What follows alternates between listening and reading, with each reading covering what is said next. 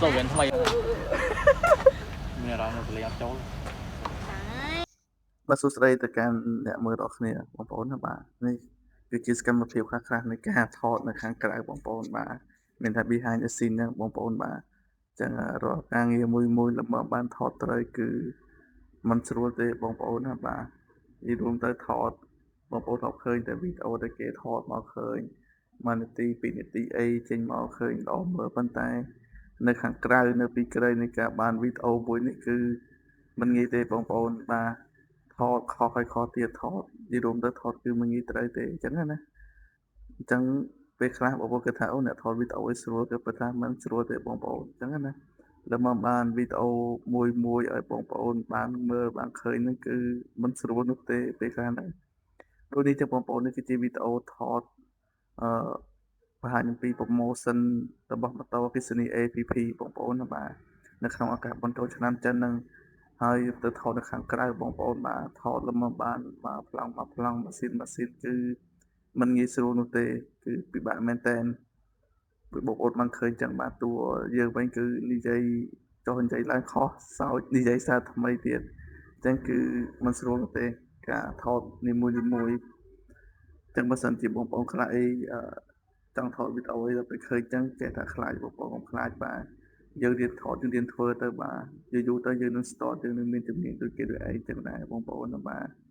ចឹងបងប្អូនមើលឃើញពីសកម្មភាពខ្លះបាទអំពីការថតរបស់ខាងខ្ញុំចឹងបងប្អូនបាទនេះចឹងតែបងប្អូនអត់ឃើញចឹងគឺវាមិនស្រួលទេថតផងសើចផងអីផងបាទពេលខ្លះក៏វាមានផលលំបាកអីដែរវាមិនចេះតែស្រួលរហូតនោះទេដូចឃើញទូរស័ព្ទយើងចឹងបាទហេតុអីបានខ្ញុំអត់ដាក់សំឡេងស៊ីនដោយសារតែខ្យល់ពេកបាទសំឡេងខ្យល់សំឡេងអីច្រើនពេកទៅពិបាកស្ដាប់ចឹងខ្ញុំស្ទើរយកមកចូលសំឡេងវិញបាទយកមកដើម្បីប្រាប់បងប្អូនថាពេលខ្លះការថតគឺវាមិនស្រួលទេបាទចឹងហើយនេះមកប្លង់នេះគឺយូរមែនតើដើម្បីចប់ពីមកប្លង់ចូលទៅមកប្លង់ទៀតចឹងគឺពិបាកណាស់បងប្អូនអើយការថតនេះបាទគឺថតលំមកបាទមើលទូរស័ព្ទវិញឡើងមិនបាច់ទេបាទបងប្អូនឃើញចឹងគឺសោចចុះសោចឡើងបាទមិនងាយត្រូវទេចឹងការថតនីមួយល្មមបានមកវីដេអូជូនបងប្អូនមើលឃើញនេះគឺក៏មិនស្រួលដែរតែបាទបងប្អូនបានឃើញវីដេអូនេះបងប្អូនអាចជួយ Subscribe មួយបងប្អូនដែលមិនទាន់បាន Subscribe ចឹងណាហើយអាចជួយ Share ចែកជូនទៅដល់បងប្អូនយើងផ្សេងទៀតបានឃើញផងបងប្អូនណាបាទដើម្បីជួយជាកម្លាំងចិត្តរបស់ខ្ញុំដើម្បីខ្ញុំបានមានវីដេអូថ្មីប្លែកៗសម្រាប់ទុកជូនបងប្អូនថែមទៀតអញ្ចឹងណាបងប្អូន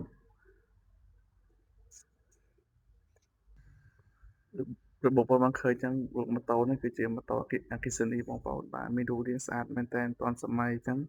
បងប្អូនដែលត្រូវការម៉ូតូអគ្គិសនីយកទៅប្រើប្រាស់បងប្អូនអាចចេញមកមើលនៅ APP បានបងប្អូនបាទនេះគឺជាមួយប្លង់មួយទៀតដែរហើយបងប្អូនបាទថតល្មមត្រូវមួយនេះបងប្អូនអើយបាទនេះបានជាកន្លែងទីតាំងខាងកាហ្វេរបស់សម្រាប់អ្នកស្គាល់គ្នាបងប្អូនទីតាំងកាហ្វេនេះគឺ fresh មែនទែនបងប្អូនណាបាទនេះគឺនៅ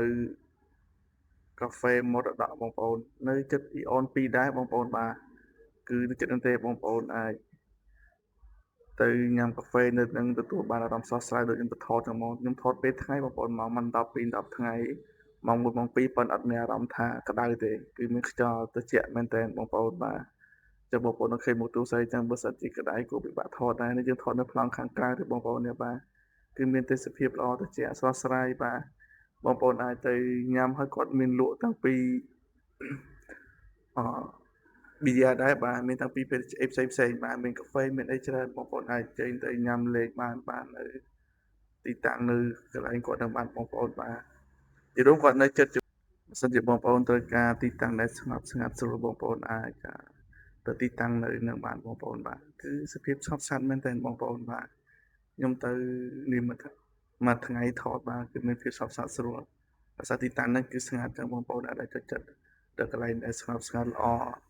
ក្នុងការធ្វើការងារផ្សេងបងប្អូនអាចទៅទីតាំងនៅទៅនឹងបានបាទកាហ្វេមរតកបងប្អូនបាទគឺរសជាតិឆ្ងាញ់ហើយសំខាន់គឺទទួលបានកន្លែងស្ងប់ស្ងាត់ល្អបាទมันមានសំឡេងអីរំខានអីជាច្រើននោះទេ